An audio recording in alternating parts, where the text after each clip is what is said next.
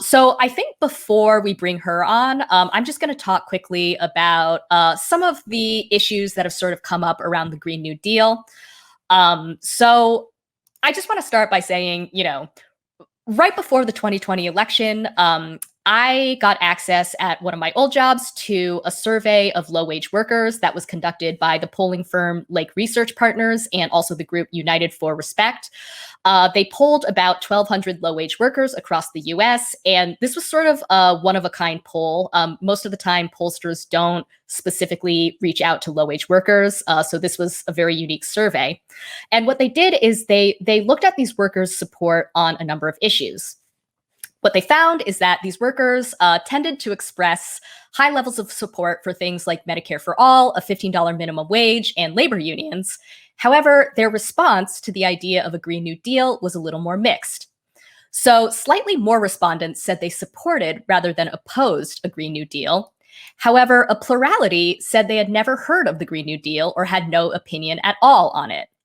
Now, if we look at this chart, we can see that around 40% of respondents said that they had not heard of the Green New Deal, compared to only 13% of respondents who hadn't heard of Medicare for all. Now, in some ways, this isn't totally surprising. And if you too are slightly fuzzy on what exactly the Green New Deal is, you're absolutely not alone. For one thing, the Green New Deal has been the subject of a lot of misinformation and conservative ire, including, of course, from Donald Trump, who famously complained that the proposal sought to eliminate planes, cars, cows, and the military. And here's the deal. Talking about the Green New Deal, and it's not $2 billion or $20 billion, as you said.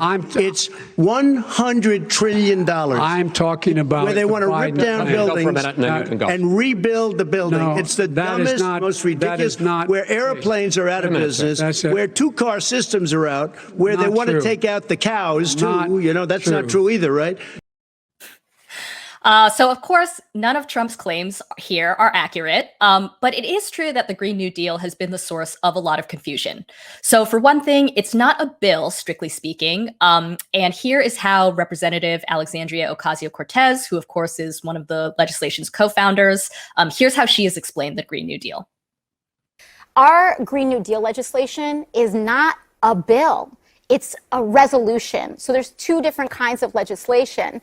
And what a resolution does is that if we pass the resolution in the House, it doesn't go into the Senate and it doesn't go to the president. It is a House resolution. It is a declaration. It is an intentional vision document. And what it does is that it puts forward the large scope, the overall vision of what we're trying to accomplish, and to say, listen, if we're going to make progress, we need to declare our North Star, and our North Star is 100% renewable energy. It's Medicare for all. It's tuition-free public colleges.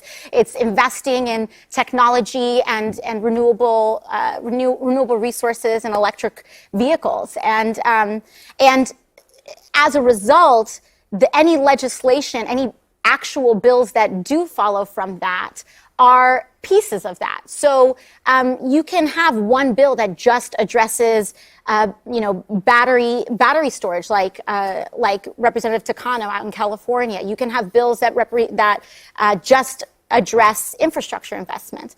And so all of those are pieces, but the resolution, the Green New Deal, is the vision of what we need to accomplish in the next 10 years. So as a resolution, the Green New Deal is unfortunately non-binding, which means that even if Congress eventually approves the Green New Deal, nothing in the resolution would be written into law. But let's take a look at some of the text of the resolution to just get an idea of a few of the guiding planks. So AOC mentioned some of this in her clip, but the Green New Deal includes things like guaranteeing a job with a family-sustaining wage, adequate family and medical leave, paid vacations, and retirement security to all people of the United States.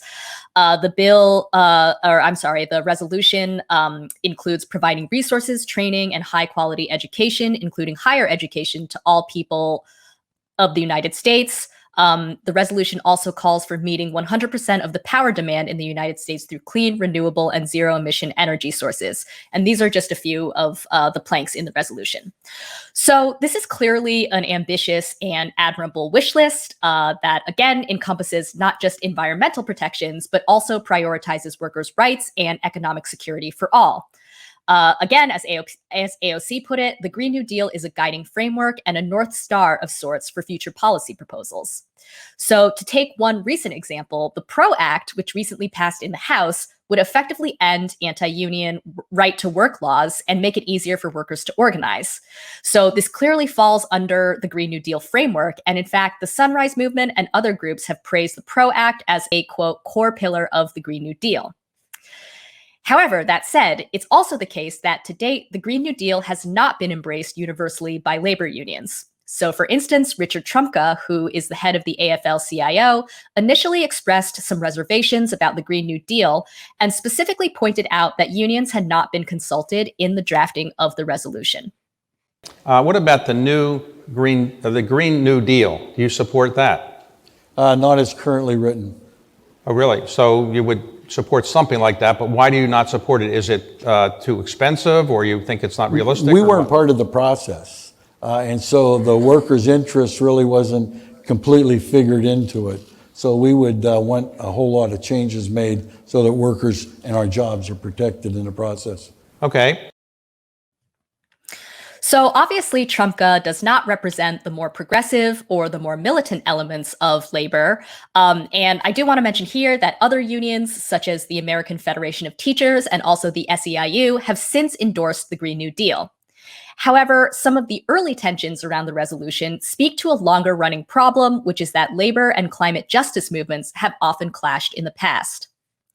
So one recent example of this is the fight over the Keystone Pipeline, which was supported by four leading unions, the Laborers International Union of North America, the Teamsters, the International Union of Operating Engineers, and the United Association of Union Plumbers and Pipe Fitters. Now, of course, climate justice groups, indigenous organizers, and progressive politicians, and actually two transit workers unions opposed the construction of the Keystone Pipeline on environmental grounds. And then this year, Biden issued an executive order halting the project. Now, this order sparked some pushback again from several labor leaders, including, once again, Richard Trumka, who said the following. In his first hours as president, Joe Biden announced that he was going to cancel the Keystone XL pipeline. And the Laborers International Union of North America put out a statement saying that it's going to cost 1,000 union jobs. Can you explain why the president was right? Well, I wish he hadn't done that on the first day, because the Laborers International was right. It did and will cost us jobs in the process. I wish he had paired that more carefully with the thing that he did second by saying, here's where we're creating jobs. We can do mine reclamation, we can fix leaks, and we can fix seeps and create hundreds of thousands of jobs in doing all of that stuff.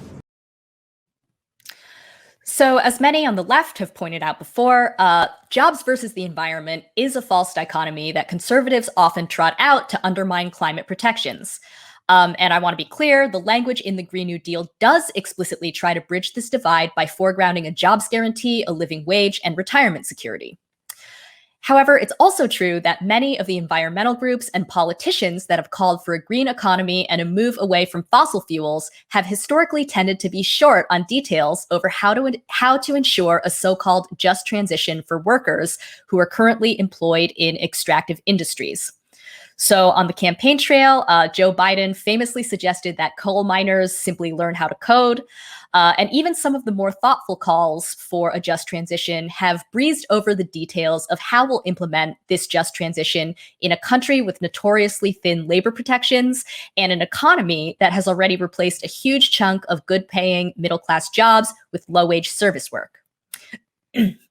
So for instance, a pamphlet from Regenerate California, which is a project of the Sierra Club and the California Environmental Justice Alliance, describes a just transition like this. A just transition leaves no worker behind. Workers impacted by climate policies must receive financial assistance, education or training, and a job that provides a family-sustaining wage, healthcare, retirement plans, and a voice on the job. So this is all well and good, but the question is, how will we ensure that workers actually receive those things?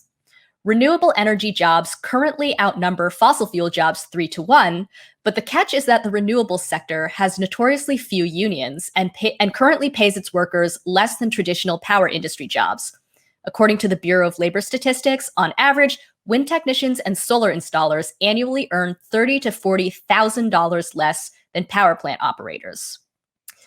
Now, what's more is that the private companies that currently control the wind and solar industries are openly hostile to increased labor protections.